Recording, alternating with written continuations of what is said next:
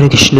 সুপ্রিয় গৌর ভক্তবৃন্দগণ, সকল গৌর ভক্তবৃন্দগণকে শ্রী শ্রী পুত্রদা একাদশী কৃষ্ণবৃত্তির শুভেচ্ছা। সকলে কৃপা করে শ্রী পুত্রদা একাদশী ব্রত মাহাত্ম্য শ্রবণ করুন।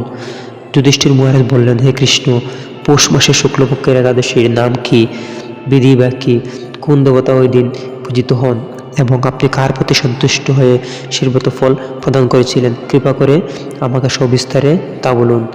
শ্রীকৃষ্ণ বললেন, হে রাজন, এই একাদশী পুত্রদা নামে প্রসিদ্ধ, সর্বপাপ বিনাশিনী ও কামদা।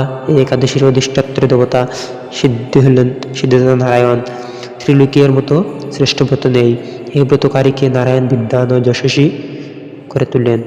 এখন আমার ব্রতের মাহাত্ম্য শ্রবণ করুন। ভদ্রাবতীপুরীতে সুকেতুমান নামে এক রাজা ছিলেন। তার রানীর নাম ছিল শৈবা। রাজদম্পতি বেশ সুখেই দিন যাপন করছিলেন। বংশরক্ষার জন্য বহুদিন ধরে ধর্মকর্ম অনুষ্ঠান করেও যখন পুত্রলাভ হলো না, তখন রাজা দুশ্চিন্তায় কাতর হয়ে পড়লেন।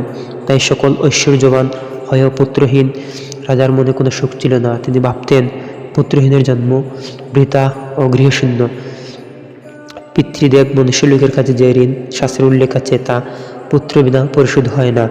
পুত্রবান জনের এ জগতে যশ লাভ ও উত্তম গতি লাভ হয় ও তাদের আয়ু, আরোগ্য, সম্পত্তি প্রবৃত্তি বিদ্যমান থাকে। নানা দুশ্চিন্তাগ্রস্ত রাজা আত্মহত্যা করবেন বলে স্থির করলেন, কিন্তু পরে বিচার করে দেখলেন আত্মহত্যা মহাপাপ। এর ফলে কেবল দেহের বিনাশমাত্র হবে, কিন্তু আমার পুত্রহীনতা তো দূর হবে না। তারপর একদিন রাজা নিবিড় বনে গমন করলেন। বন ভ্রমণ করতে করতে দ্বিপ্রহর অতিক্রান্ত হলে রাজা ক্ষুধা তৃষ্ণায় কাতর হলেন। এদিক ওদিক জলাধার অনুসন্ধান করতে লাগলেন। তিনি চক্রবাক, রাজহংস এবং নানা রকম মাছে পরিপূর্ণ একটি মনোরম সরোবর দেখতে পেলেন। সরোবরের কাছে মুনিদের একটি আশ্রম ছিল। তিনি সেখানে উপস্থিত হলেন। সরোবর তীরে মুনিগণ বেদ পাঠ করছিলেন। মুনিবৃন্দের শ্রীচরণে তিনি দণ্ডবোধ প্রণাম করলেন। মুনিগণ রাজাকে বললেন, হে মহারাজ, আমরা আপনার প্রতি প্রসন্ন হয়েছি। আপনারা কি প্রার্থনা বলুন। রাজা বললেন, আপনারা খেয়ে এবং কি জন্য এখানে সমবেত হয়েছেন। মুনিগণ বললেন, হে মহারাজ, আমরা বিশ্বদেব নামে প্রসিদ্ধ এই সরোবরে স্নান করতে এসেছি। আজ থেকে 5 দিন পরে মাঘ মাস আরম্ভ হবে। আজ পুত্রদা একাদশী তিথি। পুত্রদান করে বলেই এই একাদশীর নাম পুত্রদা। তাদের কথা শুনে রাজা বললেন, হে মুনিবৃন্দ, আমিও পুত্রক, তাই পুত্র কামনা অধীর হয়ে পড়েছি। এখন আপনাদের দেখে আমার হৃদয়ে আশার সঞ্চার হয়েছে। এ দুর্ভাগা পুত্রহীনের প্রতি অনুগ্রহ করে একটি পুত্র প্রদান করুন।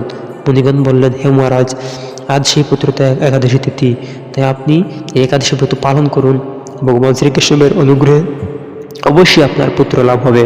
মুনিদের কথা শোনার পর যথাবিধানে রাজা কেবল ফলমূলাদি আহার করে সেই ব্রত অনুষ্ঠান করলেন। দ্বাদশী দিনে উপযুক্ত সময়ে শস্যাদি সহকারে পালন করলেন।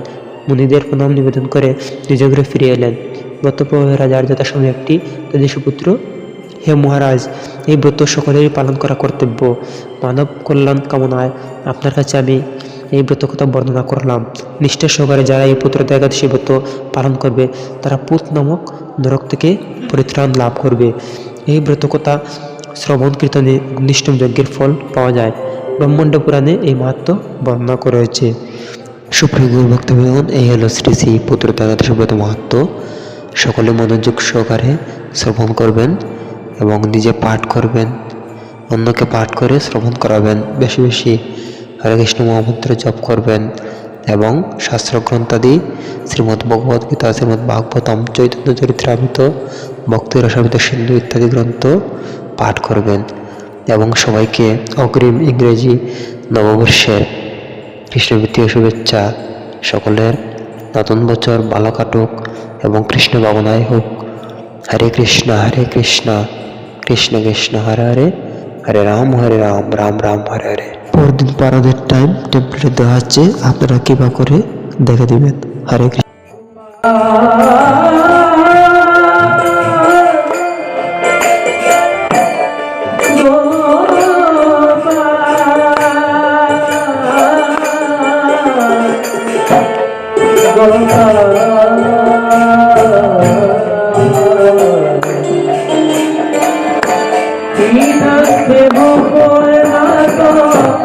গোপাল